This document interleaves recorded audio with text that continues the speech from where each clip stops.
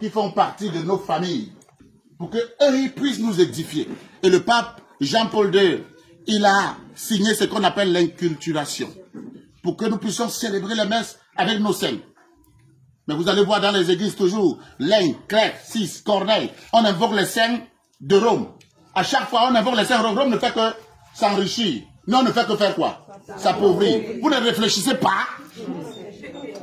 Donc, vous allez enterrer les gens tous les jours, ils vont devenir des fantômes.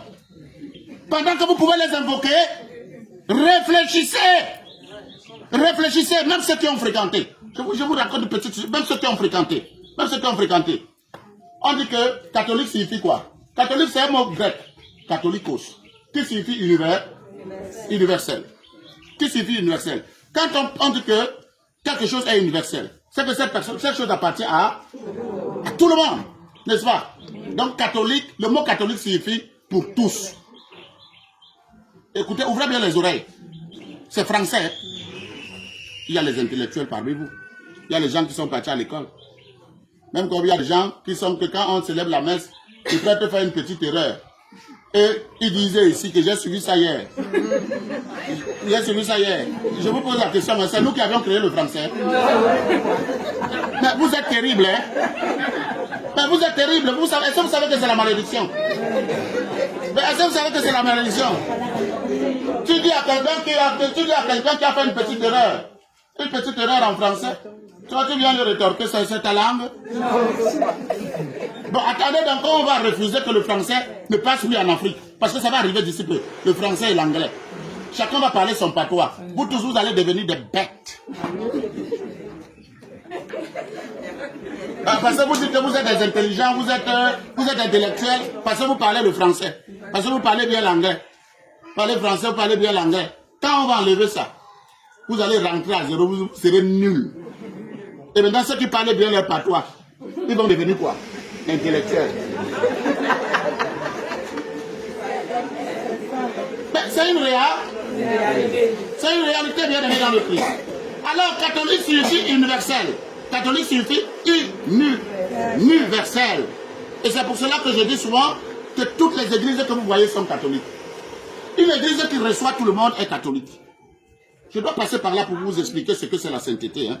Donc vous n'allez pas supporter moi un peu, s'il vous plaît. Parce que c'est très important pour votre foi. C'est très important pour votre engagement.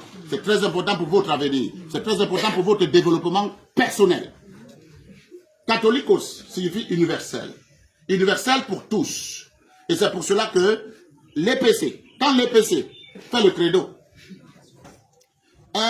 je crois à la Sainte Église quoi? Universelle. Si tu dis que, je crois à la Sainte Église catholique, tu dis, je ne suis pas catholique. Et pourtant en français, catholique signifie quoi? Il ne sait pas qu'il est catholique, il est en train de dire qu'il est quoi? Catholique. Et si tu lui dis que, dis à la Sainte Église catholique, il va te dire non, je ne suis pas catholique. Quand les églises de réveil viennent, les églises de réveil alors, ils ne comprennent rien, hein? C'est des malades, hein? Que Dieu ait pitié de toi, hein? Toi qui es dans les églises de réveil, hein? Que Dieu ait pitié de toi, parce que quand lui il monte, il dit, les catholiques. Attends, il n'est même pas parti en profondeur pour comprendre ce que signifie quoi? Catholique. Un être humain en lui-même ne peut pas être catholique. Il n'y a que l'église qui peut être catholique. Si on dit que tu es catholique, tu ne vois pas que c'est que tu entres dans la mort. Catholique veut dire universel pour tous. Si on dit que cette fille est catholique, hein, on t'a insulté. Hein. Attends, c'est moi qui ai créé le français. C'est que c'est des petites choses qui existent comme ça que vous ne comprenez pas parce que la spiritualité n'est pas avancée. Mais maintenant, observez très bien. À l'époque, toute l'église s'appelait l'église catholique apostolique.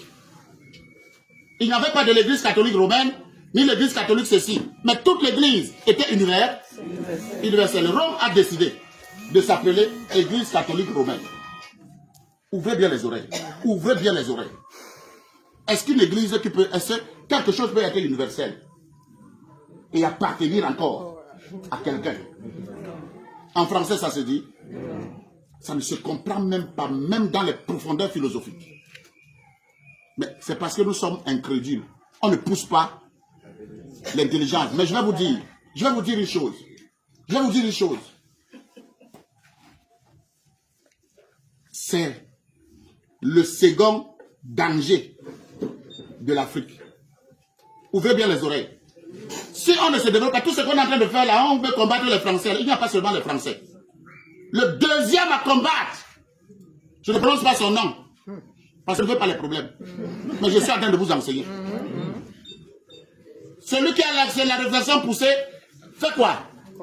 Jésus dit que les comprenants comprennent. Moi, je ne prononce pas son nom.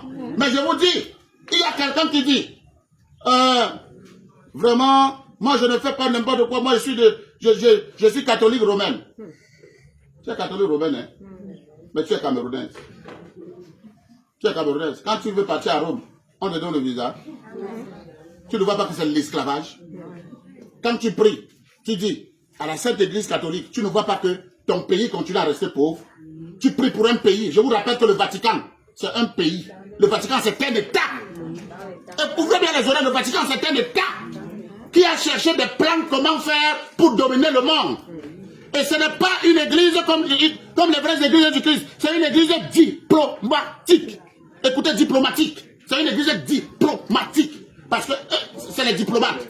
Ouvrez bien les oreilles. Je n'ai rien contre l'église. Hein.